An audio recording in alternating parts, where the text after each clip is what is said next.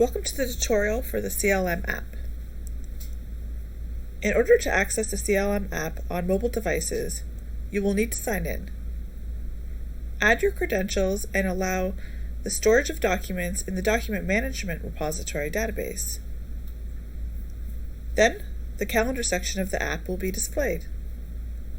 To access the main menu of the app, you will need to press the hamburger icon. The hamburger icon is always visible while you're in one of the sections of the main menu. If you have drilled further to the next level of any of the main menu sections, you will need to use the arrow to get back until you see the hamburger icon. The main menu contains the following structure: user details, calendar, my accounts, my followed accounts, my activities, my opportunities, and my contacts. You can log off the app by pressing the Sign Out. The cogwheel next to the username will allow you to make the settings for working offline. The time range for downloaded data can be set to 1 week, 2 weeks, or 1 month, which is the maximum. Once you have selected the time frame, press Save for the selection to be stored. You may need to use the offline functionality when in underground mines, quarries, remote locations, and while traveling by plane. The moment you go online, all the recorded information will be automatically uploaded into the system. The calendar display is defaulted to daily selection, showing all CLM activities you have recorded for the current date. You have the possibility to navigate to a past or future date by pressing the arrow, which expands the calendar. You can also scroll up and down. By pressing any date in the calendar view will reflect the activities recorded for that date. The date displayed in the calendar view is shown in the upper left corner, just below the hamburger icon. If you have recorded new activities and you want to see them displayed in the calendar, use the refresh button to update the calendar view. The calendar view currently starts at midnight, so you will need to scroll down to your working hours in order to see the recorded activities. You will not be able to start creating a new activity from the calendar as you do in the computer version of the system. And currently, you will not be able to see the meetings created in Outlook. By clicking on a recorded activity, you will be able to open it and see the full details. The calendar record indicates the start and end time of the activity, its name, and the account against which it is recorded.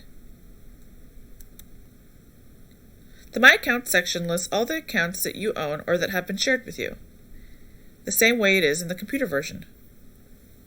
The default view is set to 20 active, a full customer. Within the list, each record indicates the name of the account, the local or previous number, if available, the status of the account, and the owner, so the sales rep who owns it. You can use the search function to look for an account within the My Accounts list. The search function will not run the search through all local accounts database, but only through your accounts existing in the My Accounts list. You can start creating a new account by pressing the plus sign, or the new icon. A new account dialog will be displayed in order for you to fill in the new record information. Same as the computer version, there are 5 mandatory fields, marked with a red star. These will need to be filled in order to save the record.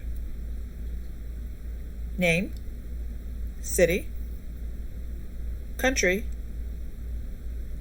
company contact surname, and email. Once information is recorded, press the Save icon in order for the new account to be stored. The new account will be saved in the status Lead. To update the list of accounts, you can use the refresh button in the upper right corner. Next to it, there is a 3-line funnel icon, which will allow you to filter on specific account statuses or on all. The 3-dot icon will allow you to proceed with downloading accounts for working offline. You will also have the delete function listed, but as per your role permissions, you will not be able to delete any accounts. Only local admin roles have this permission. You will notice a small arrow and 2 colored lines next to some of the accounts. If you press the arrow, the lines will be expanded and you will be able to see how many attachments and/or how many notebooks are created against that account. The blue color stands for attachments and the orange color stands for notebooks. If you press the paperclip icon, the document list will be opened and you will be able to download any of the attachments from the list or add a new one. If you press on the notebook icon, the notebook section will be displayed and it will open to see all the other notebook sections. Pressing the small arrow will collapse the attachments and the notebook section.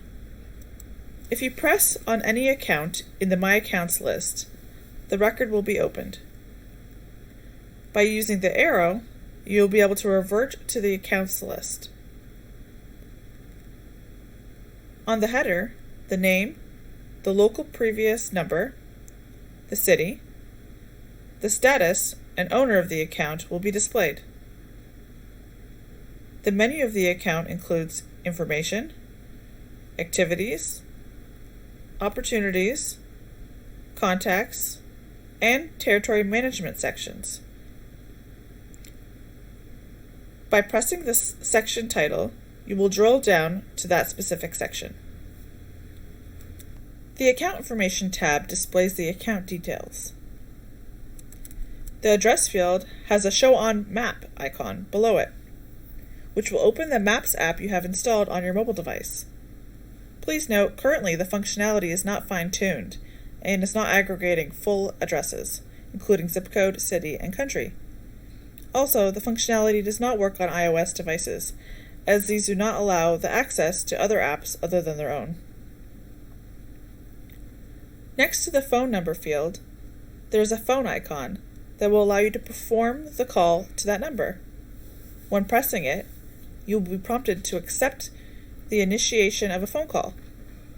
Please note, if you have any issues in performing the call, make sure you have the entire phone number listed, including country code and/or local codes. The Account Notebook tab displays the account notebook sections. Same as in the computer version, there are 3 notebook sections: General Information, Account Plan, and Account Strategy. If you add information to any of the notebook sections, make sure you press the Save button in order for the information to be stored. If you want to expand or collapse the notebook sections, use the side arrow sign. The Account Address tab displays the list of addresses created against the account. If you have a long list, you can use the search function to look for a specific address. You can create a new address by pressing the plus sign or the new icon. The list can be updated by using the refresh button. If an address is no longer valid, you can remove it by using the X button at the right side of the record line. If you press the Create New Address button, a new address dialog will be opened, and you will be able to add all the details for it.